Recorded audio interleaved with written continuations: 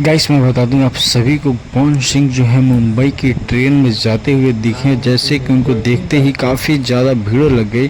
और मैं बता दूं जितनी भी पब्लिक थी ना भाई साहब ट्रेन में, उस एसी बोगी में ना भाई साहब बहुत ही ज़्यादा भयानक भीड़ लग गया। पवन सिंह एक एक करके सबको सबके साथ फ़ोटो यानी सेल्फी लिए जा रहे थे, जिसमें एक उसी की जैसे कि उसी में एक महिला का जो ड्यूटी लगा था, पुलिस वाली थी, रेलवे आरपीएफ वाली थी, जिनका भी वो भी ये पुलिस पवन सिंह के साथ एक सेल्फी ली। और उसके साथ पवन सिंह के साथ काफ़ी सारे बातचीत उन्होंने किया। और पवन सिंह के साथ बहुत ही सारे उनके फैंस रहे, बहुत ही ज़्यादा लोग वहाँ पे रहे।